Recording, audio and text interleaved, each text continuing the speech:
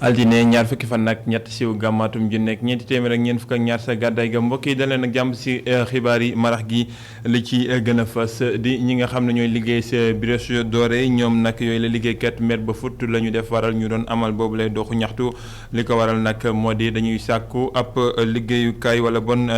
nu ñuy liggéey nu gën a ñoŋ ak ni nga xam te ni bi moo di seenaw nekkin waral nag ñu ne bu ñu saafarewul seen jafe-jafe yooyu nag fii ak njeexitalu fii ak weeru décembre bi ñu dëkkmal dinañu dem si ab grève ñi nga xamante ne bii ñoo yeewoo si Sébikotane toll nañ ci juróom benn quartier yi ay gox yoo xam ne ñu ne dañoo loru si li nga xamante ni bii moo jëm si wàllu terre bi waaye bala ñoo jëm si loolu ñu jëm si li nga xamante ni bii moo di ay ADIE ñoom nag dañoo xaatimoo ab déggoo ñoom ak waa DGID ñi ko waral moo di daal di nag saafara jafe-jafe yi nga xam ne nemmeeku nañ ko si wàllum suuf li nga xam ne moo koy jur loolu yëpp nag waral ñu taxawal ab programme boo xam ne moo jëm ngir bijjlu ni mel nga xam ne réewum Sénégal dootuñu fi déggati wàllum coowal suuf loolee jaare ko si xaalu yees yi ñi nga xam ne ñooy yeewoo si diwaanu Sébikotane toll nañ ci juróom benni gox yoo xam ne nag jamono ji dañoo nekk si njaaxate di ko waral moo di liggéeyub train express régional bi nga xam ne moo dox diggante AIBD ak Diamniadio dafa jaar seen diggu gox yooyu waral nag ñu bëri yàqu la ci fukki weer a ngi nii ñu ne ñu ngi topp si ginnaaw ndàmpaay te waa APIX da leen a tere ñu yëngu si googule wàllu mbokk yi lii moo si gën a fas si xibaar yi yaatal gi nees kiis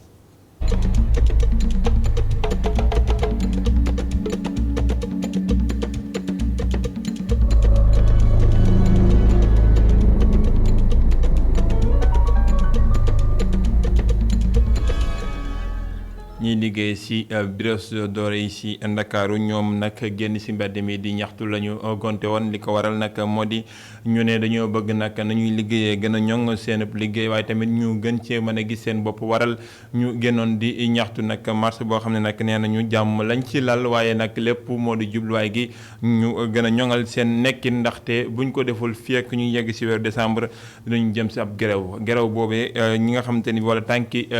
ñaxtu yooyu ñu doon dox fekke woon nañu ko Boubacar Dieng ak Moussa Fall. ku si nekk mu ngi sol yére bu xonq liggéeyuñu wante dañuy ñaxtu jëm ci seen njaatige liggéeykatu Brioche Dorée yi nag doxee nañu rond-point JVC ba direction générale bi. kenn mësul dëgg travailleur Brioche Dorée mu ñaxtu ci lenn lu tax ñaxtuñu parce que dañoo yaakaar ne ay sénégalais lañ dañu bëgg a liggéey daal suñu doole jëriñoo li ñuy liggéey mais gis nañ ne vraiment ñu ngi dund ay jafe-jafe il faut que ñu wax ak suñu mbokk yi ak suñu autorité pour ñu xam ñun jafe-jafe yi dund. booy liggéey Brioche Dorée nga ñibbi sa kër gi à la fin du mois bu ñu la fayee yow da ngay ñin sa mbokk yi dañ yaakaar ne yow da ngaa passer sa xaalis fekkee ne yow condition extrêmement difficile li ngay dund ci entreprise boobu. su fekkee ni nag saafara amul ci seen revendication yi ñoom ñi lay fas yéene nañoo banque seeni yoxo. incha allah dès le mois de décembre avant mois de décembre dañuy woote point de presse décembre la ñu dem parce que décembre lay ak récolté xaalis bu bare te décembre lañ jël dinañ tànn weer jour yoo xam ne ñaar fan yi mu nekk 24 25 wala 31 30. ay weer yu bare ngi nii liggéeykatu Brioche Dorée di sàkku ñu jox leen seen àq ak seen yelleef li leen ak tax ñuy woo waa inspection du travail naka noonu njiitum réew mi. Boubacar Dieng ñeneen ñoo xamante ne bi daanaka it ñaxtu nañu moo di ñay yeewoo si diwaanu Sébikotane toll nañ ci juróom benni gox yoo xam ne dañoo loru si liggéeyub train express régional bi dig digalub Diamniadio ak AIBD loolu nag loo xam ne ñu ngi xaar lu toll si fukki weer ñu war leen a ndàmpaay te dañ leen a tere ñu de jëf benn jëf waa APEX tere leen ko ñu ne loolee nag ak li nga xamante ni bi noonu la ñu doxee dafa dëppoowul waral nag ñuy sàkku si ñi nga xam ne ñoo di kilifa yi ñu leeral ñoom ñooñee seen taxawaay nan la war a demee ak seen ëllëg fan lay mujjee Babacar Seck. train express régional nara laal ci Sébikotane ci diggante Diamniadio ak AIBD ci njaxare leen nekk benn xamee ni dañ leen nar a jëlee ci seeni dëkkuwaay. depuis lors war na mat fukki weer ñu ngi toog du xaar waxuñu ñu dara lu leer. parce que depuis mois de juin la ñu génnoon benn liste bi ñu génnoon dafa bari ay omission ñii dañuy jaawaat la sant yi. yow ñu fekk sa kër ne la tool nga fi am tellement que dafa jaxasoo ñoo xam ne ñu ngi impacté wu te seen tour new fi ñu def ay réclamation ba léegi réclamation yi génnul. APEX xamal leen ni dañu war a dakkal bépp liggéey ci terrain yi nga xam ni fa la TER bi war a jaar ña dëkkee ci juróom benn quartier yooyu xamatuñu nu ñu def. depuis boobu ba léegi am nañu demoon banque def seen ay prêt def ko ci seen liggéey yi ñooñu ba léegi banque bi mi ngi leen di dagg yuuxu nañ ko fu ne ñi nga xam ne seen parcelles yi bëggoon nañoo def fondation bëggoon nañ koo def ñemewuñ ko parce que terre bi daf fiy aw ñi nga xam ne seen kër yi pare na location bi mi ngi leen di bëgg a rey Ndakaaru ñu bëggoon fi toxu si mais mënuñoo toxu si.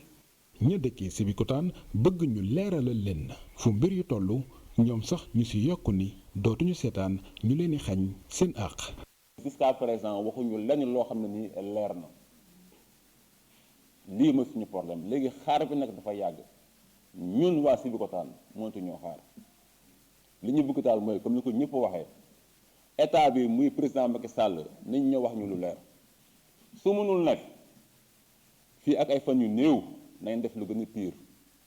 et tant que ñëwul wax ñu lu ñu xam duñu mus a bàyyi. impacté yu teer yu Sébikotane seen xel dalul ndax ñu ngi wax ni ak l'école bii di bëgg tijji sax xamuñu fan lañu dalalee seeni doom ndax ñàkk xam fun jëm. Babacar Seck si atum 2015 ngir xeex mbëkk mi di ndaw ñuy jël gaal yi wutali biti réew ay programme yu tukkee woon si réewum Espagne ngir daal di mën a financer ay boulangerie yoo xamante ni bi dina méngoog jamono la ñu taxawaloon nag di ay bërëb yoo xam ne bi defoon nañ ko lu feccanti ko si réew mi Mbuur amoon ci benn bayal ba nga xam ne moom lañ ko àppaloon tabax bañ fa jot a def sax jamono ji daanaka tuurukaayu mbalit lañ ko def amut leen loo xamante ni bi dem na si cëng wala mu dikk mbaylaar wala ñi nga xam ne ñoo di askan wa fay yeewoo di sàkku ay leeral si moom le wàll Muntaga Kane.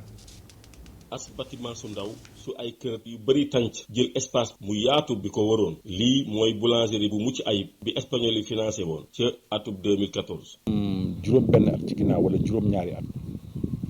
dafa am ñu ñëw fii di natt maanaam fii ma jàkkaar loolu moom espace vide la woon dara nekku fi woon ñun ñu def collectif ma ànd am ñu ma àndal ñu dem ba ci maire laaj ko mënuñu waa Espagne ñoo financé fukki pour ak benn ci Sénégal ay pour ultra moderne maanaam yu xew léegi ci jamono pour xam ne xale yi mën nañ ci liggéey pour dootuñu jël gaal yi di dem. moom Balla Ndoye amoon na ci projet bi xel ñaar dafa mel ni yàlla may na ko dëgg. bon projet bu baax la bu fekkee li ñu wax nañ ko def mais man booba sama xel ñaw na daw na may leen man de li ngeen wax bu doon loolu dina am mais man sama xel da cee ñaaw. man ñu ne ñu ñetti weer lañ koy liggéey pour xale yi mën cee liggéey man leen loolu de man duma ko bañ mais dalul sama xel ñi ma àndaloon ñu wax ba convaincre ma ñu bàyyi ñu liggéey mais résultat bi li lañ ci am bâtiment boo xam ne àggul juróom benn at jëm juróom-ñaari at ñu ngi ñu tëj ko espace bi yeneen ñeenti kër génn na ci. ci kàddoom waa askan bi yëpp ñu ngi ñaan kilifa yi dëkk bi ñu leeral mbir mi. man nag amu problème ak waa kër gi man li ma am problème mooy boulangerie bi xaalis bi ñu financé woon ni gouvernement espagnol ñoo ko financé pour waa Mbour pour xale yi toog loolu la ñu war a leerlu loolu daal mooy li nga xam ni moom ñun waa quartier bi neexuñu te day créer sax problème insécurité lëndëm na lu ne mën naa fee dugg ci biir ay ñaxa ngi sax ci biir loolu aussi rafetul dama bëgg nañ ko leerlu daal. ginnaaw bi ñu toppee maire bi lu yàgg lool dafa mujj ne tu yey yàbbi ci. Babacar Seck ñu ngi sanc sa Mbuur wax ci li sanc si réewum Sénégal fukki weer a ngi nii wala lu ko ëpp di mbasum coronavirus tolluwaayam si réewum Sénégal mu ngay dellu ginnaaw tey ñetti nit rek la ñu am ñoo xam ne mbas mi tëral na leen ñaar ñoo xam ne xam nañ leen ko wala ak kenn koo xam ne xamuñ fu ñu ko jëlee fukk ak ñett ñeneen ñoo xam ne ay jarag la ñu wér nañ ci jàngoro ji amul kenn koo xam ne tey lot na si te amul kenn koo xam te ne bii it ñàkk na ci bakkanam kon ñi tëdd si wopp ji jamono ji ñu ngi toll si fanweer ak juróom ginnaaw xayma bis bi nga xam ne def nañu ko si bëccëg gi ñu wax si leneen di ay ADI ñi nga xam ne ñooy agence bi yor wàllum informatique bu ngóor gi ak waa DGID ñi nga xam ne ñoo yëngu si wàllum impôt ak domaine daal di lëkkaloo seen doole nag ngir taxawal benn programme boo xam ne moo jëm si wàllum xarala yu yees di informatique boo xam ne dina mën a xeex nag mboolem jafe-jafe yi nga xam ni suuf jur na ko fii si réewum Sénégal di jalt yi nga xam ne seetlu nañu ko si coowal suuf loole nag di ab xarale goo xamante ni bi buñ tukkandikoo si directeur bu ADIA di Cheikh Bakhoum loole dina gën a mën a bijji mboolem wala bon xalaat yi gën a joyal di saafara jafe-jafe yooyee ginnaaw bu ñu xaatimoo ak ñi nga xam ne ñoo di waa Safru SA loolee di ak xaatimoo goo xam ne fekk woon nañu ko Adama Sarr ak Moustapha Guèye. xaatim déggoo bi dox ci diggante kuréel gi di ADIA ak Safri la ko tax a jóg nag moo di jàppale kuréel gii di Safri ba ñu gën a mën a ñoŋal seeni liggéey. ñun agence de l'informatique de l'État di yëngatu ci lépp luy numérique di appuyer aussi administration bu ne donc au niveau du pays tey SAFRU ñu mettre ko en place suñu mbëbët moom mooy ñu accompagner dès le départ ko donc lépp luy système d'information loolu je pense que dina leen permettre ñoom ay raccourcis bañ a tout de suite quand même nekk dans des procédures yoo xamante ne du nekk des procédures digitales tey ADIE dina leen tegal jumtukaay yooyu yëpp. jeetaay bii nag ki nga xamee ne moo di njiital SAFRU daal di ci rek prox ndol ngir xamle ne lu aju nag ci liggéey bi ñu doon dënk fa nga xamee ne moo di ca Daga Xolpa dinañ fas yéene liggéey ak waa gox ba. phase pilote bi nag nekk Daga Xolpa nekk une zone stratégique bu nekk entre aéroport AIBD ak ñaari port loolu nag dama ci bëggoon profiter de l'occasion pour wax ñi dëkk foofu ne leen ñun dañuy ñëw comme une solution parce que ñoom tey président Macky Sall li mu santaane mooy concertation tey ñoom ñi dëkk foofu dinañ teg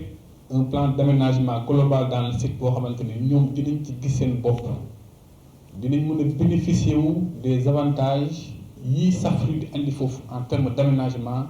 et de rénovation urbaine. lu aju nag ci coow ak suuf yi nga xamee ne mekku nañ ko fii ci réewum Sénégal waa ADIE nar a fas yéene nag liggéey ak waa DGID ngir rek amal ab programme boo xamee ne day dina xeex coow ak suuf fii ci Sénégal. donc ñëpp xam nañu ne tey Sénégal bëri na ay bërëb boo fa demee dañuy am des litiges fonciers loolu nag lenn rek moo ko mën a régler moom mooy ñu am un système d'information cadastral numérisé boo xamante ne dafa laal gox yeeg goxaan yëpp ñëpp xam nañu donc waa cadastre am nañu déjà lu ñu jot a liggéey ci yenn partie wu donc territoire bi waaye nag motaluñu guñu lépp donc moo tax am nañu un projet d'envergure bi nga xamante ne DGID moom moo koy piloté te ñun ñu ngi ci biir ñu ngi liggéey vraiment pour mën a am un système d'information géographique intégral boo xamante ne territoire bi yëpp lay concerné donc loolu bu ñu ko amee dina permettre vraiment ñu réduire donc les litiges fonciers. kuréel gi di ADIE ak SAFRU fas yéene gën a rataxal seeni diggante ngir gën a dëgëral liggéey mi nga xamee ne sax nañ ko. wàllum politique Omer Sarr ci gouvernement bu yees bi loolu di wane ne kuréel ga mu jiite di parti libéraux ak démocrates yi nga xam ne ñuy wooye seen bopp ànd suqali wuyu ji nañ ci woote njiitu réew président Macky Sall ki nga xam ne moo ci bokk di maître Amadou Sall mu ngay leeral lan moo waral lu ni mel di layal yooyu le boobule dugg moom avocat bi nag nee na loolu yëpp nag mu ngi tukkee ci dialogue national bi nga xam ne amal nañ ko fii ci réewum Sénégal ndax nag kàddu yi nga xam ne njiitu réew mi da ko doyaloon ci ñi nga xam te ni bii ñoo di ñi lëkkaloog Macky Sall gu yees ndax loolee dafa wér moom maître Amadou Sall nee na loolee nekkul loo xamante ni bi mooy gis-gisam li mu gis sax moo di mbooleem ay kàddu yoo xam ne yëkkati woon na ko teg ko ci Macky Sall amul leen loo xamante ne bi rëccu na ko ci gis-gisam moom moo nekkoon ganuk émission matinale bu télévision bi di Tok Tok Sénégal laaj ak tontu doxoon ak digganteem mi ngi Maram Ndiaye. ginnaaw ba nga xamee ni génn nañ ci pouvoir bi ci atub 2012 Oumar Sarr ak i gàngooram duggaat nañ ngir rek ànd ak mouvance présidentielle bi mu doon loo xam ni ñenn ci askan wi rafetlu wuñu ko waaye moom maître El Hadj Amadou Sall dafa jàpp ni waxtaan ci dialogue bi moom moo indi lii yëpp. ñëpp Sénégal tey ñëpp nangu nañu ne que Sénégal on a un problème d'unité nationale. ñaareel bi Sénégal am nañu problème bu rëy muy problème indépendance nationale indépendance nationale li indi problème bi mooy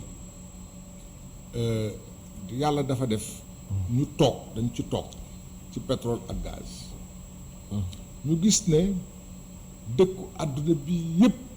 bu am pétrole ak gaz instabilité dafa dugg jàpp dootu fa am xeexoo xiiroo ak ŋaayoo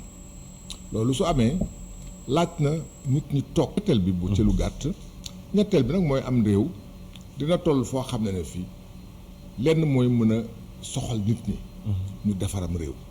ndax lu tax waa parti des libéraux et démocrates àndu suqali dem dana doy askan wi lu si mënta am moom avocat bile ma ngay assumer jéego yi nga xam ni def nañ ko di assumer waale it kàddu yi ñagas yi nga xam ni tegoon na ko su ndoddu njiitu réew mi Macky Sall bu yàggul dara. Sur les questions majeures, les questions essentielles, je n'ai pas changé, je n'ai pas bougé. Alors déglu ma lépp loo xam maa ko waxoon ci Macky Sall je l'assume parce que damay politique. lépp lu ma ko waxoon je l'assume. loolu bokkul ak tey li nga xam ne bii dama koy def ak moom je l'ai toujours dit que da nga bañ a dialogue. je le lui ai reproché lu tax doo dialoguer ak sa opposition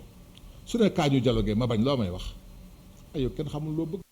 la sa kanam lay xalaat waaye lay xewit ci parti bi nga xam ni fa lañ jóge muy PDS ba tey jii ña ngi koy bàyyi xel ñoom ñiy wax ni rek lii xew jamono ji daanaka daf leen jox dëgg. c'est triste d'avoir raison duma ko puukarewoo ne dama am dëgg parce que man parti bi nga xam ne dama fa yàgg. muy sama parti ak sama kilifa nekk fi muy Ablaye Wade. donc soo fa jógee ba pare nga toog nga amoon ab kuy am kuy boo xam kuy la ñëpp nangu nañ ne kuy la muy am ay béjjën yu rafet boobu bu dëgër ku ko robb bu mbëkk la nga àgg ci suuf suñu toogee bu kuy boobu yooy loof ba nga xam ne bi ab mbote sax su ñëwee padd ko mu daanu évidemment du la neex. Jano PDS ak PLD ànd suqali lu mën a ne la fii ak ñeenti at ndaxte Omar Sarr ak yi ñoñam dàq ñu benn yoon samp seen ndënd ci élection yi nga xam ni moom la ñu dëgmal ci atub 2024. mi ngi madame Ndiaye ñu des ak moom maître Amadou Sall mu del si waat nag si li nga xam ne moo di jafe-jafe yi nga xam ne seetlu nañ ko jamono ji si réew mi ba ndaw ñi di jël gaal gi wutali biti réew ba si ñàkk seen bakkan loolu nag mu ne jafe-jafe loo xam ne yàgg na si réewum Sénégal te di lajjub mboolem gouvernement yi nga xam ne jaar nañu fi ba ñu amee indépendance ba gouvernement bi ñu mujj am loole nag nekk loo xam ne nag gouvernement bu yees bi war na see mën a indi ay joyanti ba bi ji ci ay xalaat ngir saafara lu ni mel ay kàddoom ñu teelu ko ba léegi ci micro mi ngi Maram Ndiaye ak Moussa Fall. parce que action gouvernementale su àggoon fu mu àggoon ak réew mi ñu téye ko nu ñu ko waroon a téye ak ñu am lu ñu waroon a am xëy na loolu du am. mais il y a une insuffisance dans l'action gouvernementale qu'il faut buñ ko ragal a wax. d'accord loolu aussi moo war a tax nit ñi man gëmuma rek dans la politique un moment donné da ngay deg di critique rek. da ngay aussi defar. suñu doom yi suñuy doom lañu parce que man am naa ci doom am naa ci jarbaat boo xam ne bi daf ci génn àdduna daf ci faatu d'accord donc sama deret la suñu toogee ba suñu ay doom suñu ay jarbaat di dem presque di xaru pour dem liggéey loolu daf ñuy interpeller dañuy interpeller suñu conscience daf ñuy interpeller au plan politique daf ñuy interpeller au plan émotionnel d'accord et au plan social. et loolu ci interpellation yi bokk na ñu ne yéen da ngeen di wax mais def leen ci dara ñu ne dañuy dugal suñu loxo ci defar réew mi ba loolu du mën a am ba ñu mën a soppeeku mën a avancer réew mi daf ci bokk aussi mais dañ koy naqarlu dañuy mettitlu li nga xam ne bi tey réew mi sooxee na ko benn sooxe boo xam ne bi xale yi amatuñu beneen yaakaar guddul dugg biir géej pour dem foo xam ne fi tey ji tey ku ci demoon ay Espagne wala nga dem Italie situation soo fa demee yaay ëpp problème li nga fi jëlee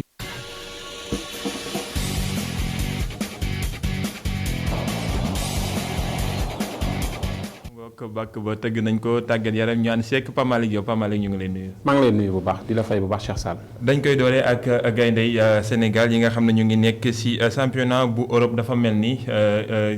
ci dig-digal bi ñu génn fës nañ ci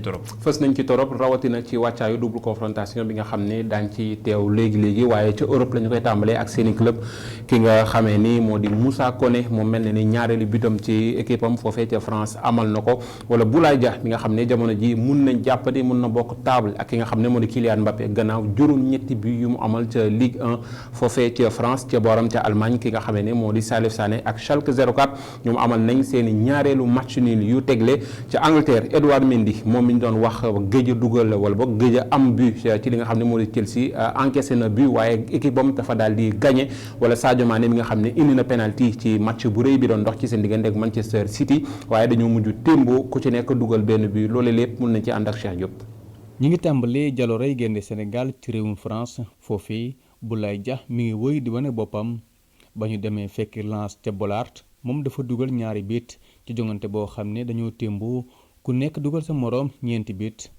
Boulaye Dia noonu sax moo doon joueur bi nga xam ne moo ëpp but yu mu dugal ci championnat bu France ba fi mu ne nii mi ngi toll ci juróom-ñett. beneen doomi Sénégal boo xam ne ràññee nañ ko ci ay bés bii moo di Moussa Koné moom donte ne équipe am bii dafa nërmeelu ci digganteeg Angers bu Sada Thioub 4-1 moom sax moo dugal benn but bu équipe am bii. Sada Thioub ca jamono yooyu nga xam ne équipe nationale bu Sénégal woowaat na ko ngir rek mu remplacer Keita Diao Baldé mi gaañu moom moo joxe benn passe décisive ci ndam loolee. Papa Ndiaga Yadit dugal na ci ay bés bii ak Metz ki nga xamante ne moo ko paas moo di Mouhamadou Lamine Gueye. Metz ak Dijon dañoo témboo ku nekk dugal sa morom benn but Opa Nguet ci match boobee dafa raté penalty waaye Moussa Konaté ak Pape Cheikh Diop ñoom dugg nañ ci booru Dijon. leneen lañ ciy naqarlu ci ay bés bi mooy gaañu Idrissa Gana Gueye ci jongante bi nga xam ne Paris Saint-Germain dafa daanu yaatu Real Alfred Gomis 3-0 Idrissa Gana Gueye ñu ngi ko génne ci pàcc bu njëkk bi waaye ba fi mu ne nii xamaguñu ñaata jamono la war a toog. Angleterre la ñuy wutali ndam demul ndam dikkul ci diggante Manchester City ak Liverpool bu Sadio Mané ci jongante bu am solo bi doon am tey jii waaye Sadio Mané moom amal na jongante bu am solo ndax moo indi penalty bi tax Liverpool ak Manchester City ku nekk dugal sa moroom benn bit. Chelsea ak Edouard Mendy ñoom ñoo daan Sheffield United 4-1 Crystal Palace bu Cheikhou Kouyaté it lu ni mel la ñu def Leeds United 4-1 lañ ko daan. waaye ci deuxième division bi Ismaïla Sarr ba tey bàyyiwul moom may ndam Watford seen diggante Coventry 3-2 ba jongante bi di waaj a jeex. Naby Sarr ak Huddersfield Town ñoom dañoo témboo ak Luton ku nekk dugal sa morom benn bit. Allemagne la ñuy wutali foofee Salif Sané ak Schalke amoon nañ seen ñaari témboo yu tegaloo ay bés bi ñu ngi témboo ak Mayence ku nekk dugal sa morom ñaari bit. Italie Kalidou Koulibaly ak Naples ñoo daan Bologne 1-0. Belgique foofee Club Brugge ba tey doomi Sénégal ñu ngi fay gën a wane seen bopp ay bés bii Krépin Diatta ak Youssouf Badji ñoo dugal ci jongante bi nga xamante ne ñoo daan Ostende 3-1 waaye benn bitu Ostende ki ko dugal moo di Papa Makhtar Gueye. ñu jeexalee ko Turquie foofee Mame Biram Diouf mi ngi tàmbali wax dugal ak Atayaspor moo dugal benn bit bi nga xam ne moo tax ñu am ndam ci seen diggante Kayserispor 1-0.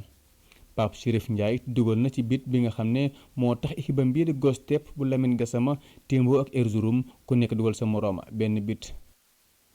Tour d'Europe ñaanoon nekk Cheikh Diop noonu Pape Malick ñuy gaynde Sénégal yi ak jéego yi nga xam ne ñu ngi koy def foofu sa tugal ñu dellusi si réew mi wala bon ak équipe nationale ndaxte dafa mel ni ñaari jongante moo war a dox seen diggante ak Guinée Bissau ñoo commencé sax li nga xam ne moo di regroupement bi si altine ji attaque ba Habib Diallo dafa mel ni mu ne xelam dal na ci. xelam dal na ci comme ni nga ko waxee li nga xam ne moo di niki démb ci guddi la gaynde yi tàmbali ñëw te juróom-ñeent ci listu Aliou Cissé bi ñoo ca daal di agsi niki lundi gi tey lañ nar a complété li nga xam ne moo di groupe bi yëpp ñoom nag nga lim léegi lu ci mel ni Habib Diallo yëkkati na ci ay kàddu rawatina ci défaite bi nga xam ne moom la ñu amoon ci seen diggante ak Maroc waaye moom Habib Diallo mi ngay jàpp ne li nga xam ne moo di match amical moom match test la ngir jàng la li nga xam ne moo di erreur yañ cay am ngir waajal match